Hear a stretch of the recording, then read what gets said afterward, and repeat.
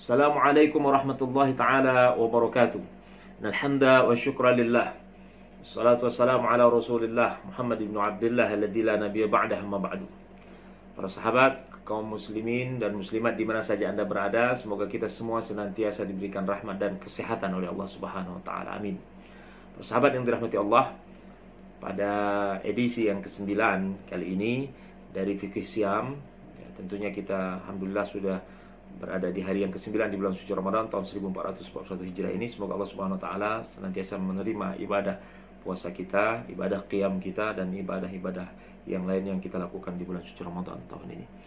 Sahabat yang dirahmati Allah, pada kesempatan yang berbahagia ini kita akan membahas tentang hukum sahur. Ya. Biasa kita melakukan sahur sebelum kita melaksanakan ibadah puasa. Nah, dalam menjalankan ibadah puasa ada beberapa hal yang dianjurkan syariat, yaitu sahur tadi. Nah, kita lihat dulu sahur itu dari segi bahasa. Kalau dalam Kamus Lisanul Arab, ya, yang menjadi rujukan, ya, orang-orang ahli bahasa Arab, ya, sahur adalah ta'am, makanan, ya, yang dimakan atau diminum seseorang di akhir malam. Ya, itu sahur. Kenapa disebut sahur? Kenapa dinamakan sahur? Karena dimakan pada waktu sahur, ya, yaitu di akhir malam. Ya, akhir malam ini kalau kita biasa menyebutnya di sepertiga malam, artinya sampai sebelum waktu subuh. Nah, apa saja dalil-dalilnya berkaitan dengan sahur ini? Kita lihat baginda Rasulullah SAW bersabda, yang hadis diriwayatkan oleh Imam Al-Bukhari dan Imam Muslim, tasahharu fa inna fis sahuri barakah. Bersahurlah kalian, sesungguhnya dalam sahur itu ada berkah. Subhanallah. Berkah itu apa? Berkah, kata Imam Al-Ghazali, ziyadatul khair, bertambahnya kebaikan. Subhanallah. Nah, kemudian dalil yang lainnya, Rasulullah SAW bersabda juga, hadis yang diriwayatkan oleh Imam Muslim, ya, yaitu faslu ma baina siyamina wa siyami ahlil kitab aklatus sahar. Nah, pembeda antara puasa kita dan puasa ahli kitab adalah makan sahur.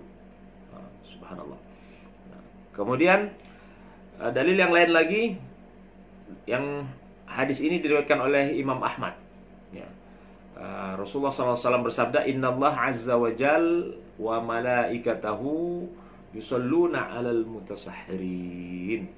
Subhanallah. Sesungguhnya Allah azza wa jal beserta para malaikat-malaikatnya mendoakan orang-orang yang sahur. Nah, maksud sahur di dalam hadis-hadis yang kita baca tadi ini adalah makan sahur, ya, yang dimakan oleh khusus orang-orang yang berpuasa, bukan orang-orang yang tidak puasa. Ya. Kenapa? Karena orang yang berpuasa ketika dia makan sahur, makanan itu akan menguatkan dirinya, menguatkan orang yang puasa tadi, dalam dia melaksanakan ibadah puasanya. Bahkan bisa memudahkan dirinya untuk melaksanakan ibadah puasa.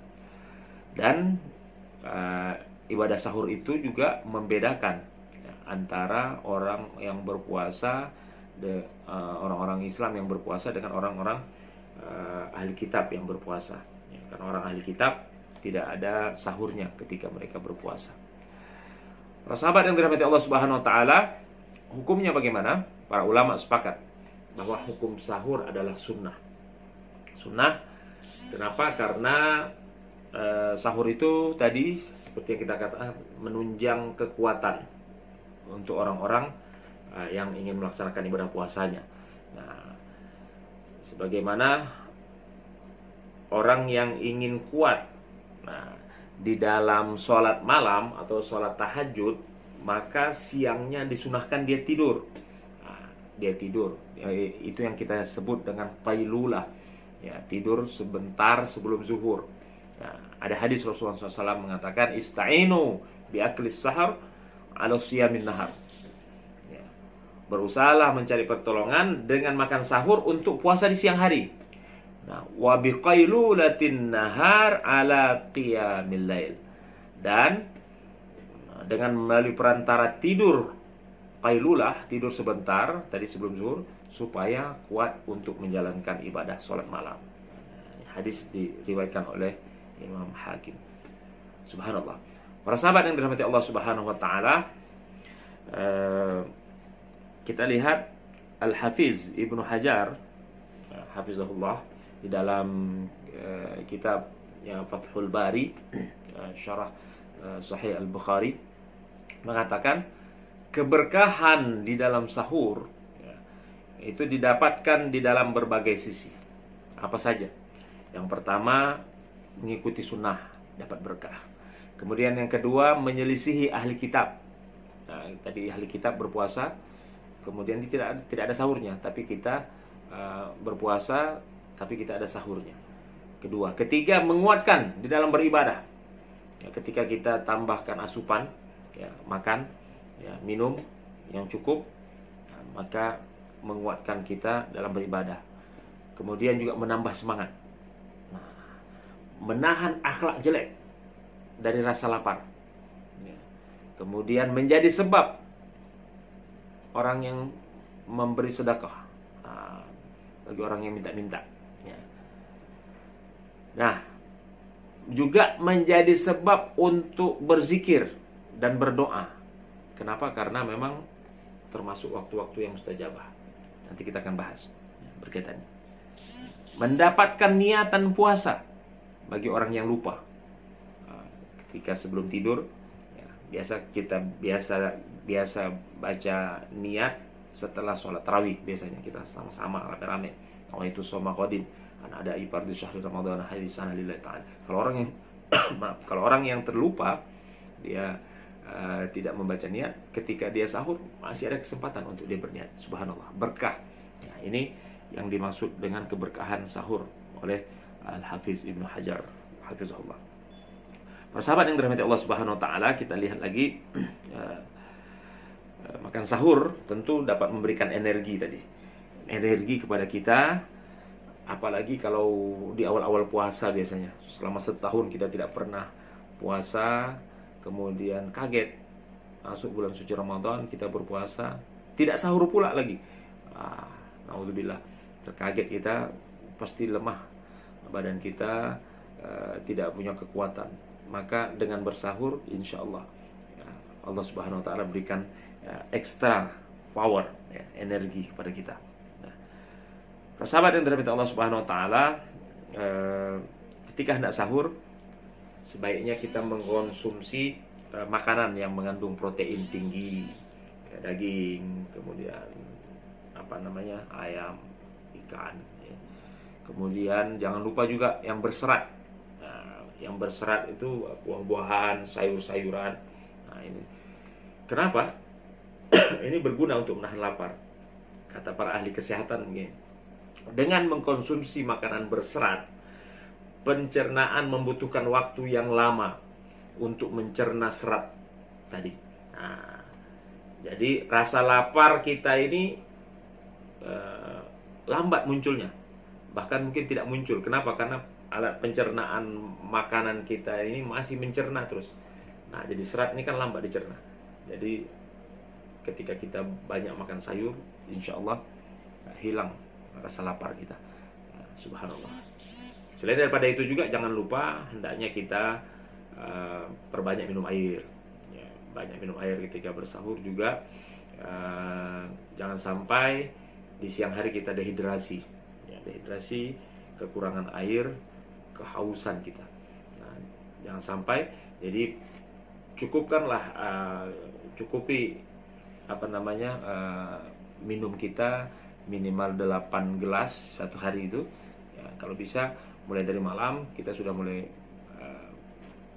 mulai dari buka puasa sampai ini minimal 8 gelas kita minum. Artinya lebih kurang sekitar 2 liter. Ini menurut ahli-ahli kesehatan ya, seperti itu. Para sahabat yang dirahmati Allah Subhanahu wa taala, namun di antara makanan yang paling baik untuk bersahur, Rasulullah SAW katakan, makanan sahur yang paling nikmat bagi seorang mukmin adalah kurma. Subhanallah. Hadis riwayat Abu Daud. Kemudian dianjurkan juga ketika kita bersahur untuk mengakhirkan sahur. Nah, ini diriwayatkan dari Zaid bin Thabit radhiyallahu anhu. Dia berkata, artinya kami makan sahur bersama Rasulullah sallallahu alaihi wasallam, lalu kami sholat. Kemudian Anas bin Malik bertanya, berapa jarak waktu di antara keduanya? Nah, kata Zaid bin Thabit, seukuran 50 ayat. Muttafaqun alaih. Subhanallah. Artinya ketika kita membaca 50 ayat cuma beberapa menit saja begitu ya. Taruhlah sekitar 10 menit ya. 10 menit ada batas waktu kalau yang sekarang kita sebut dengan imsak. Ya, imsak itu sebenarnya belum masuk waktu subuh. Ya, ini kesempatan untuk kita bersiap-siap. Kenapa ada imsak di dalam mazhab Syafi'i? Supaya kita bersiap-siap untuk cuci tangan, basuh mulut, gosok gigi, ya. Jadi sebelum kita melaksanakan ibadah subuh. Jadi jangan sampai kita lagi makan, kemudian azan, ya, ataupun lagi minum azan. Nah, tapi berkaitan dengan minum ataupun makan saat azan ini, ketika seorang mendengar azan, ya, sementara air masih berada di tangan, dia boleh minum sampai tuntas. Nah, ini ada hadisnya, ya, yang diriwayatkan oleh Abu Hurairah radhiyallahu anhu. Rasulullah SAW bersabda, apabila seseorang di antara kalian mendengar azan, sementara wadah minuman ada di tangannya, janganlah ia meletakkannya sebelum menuntaskan keperluannya. Artinya minumkan sampai selesai. Hadis riwayat Abu Daud. Subhanallah. Nah, para ulama mengartikan hadis ini juga untuk orang yang meragukan terbitnya fajar. Artinya yang ragu-ragu ketika bangun ini belum masuk subuh atau belum, ya, dia minum, contohnya azan, maka sempurnakan minumnya tadi. Ya. Ketika lagi sahur, lagi makan, azan, sempurnakan. Tapi bukan berlambat-lambat makannya, tapi selesaikan cepat. Ya.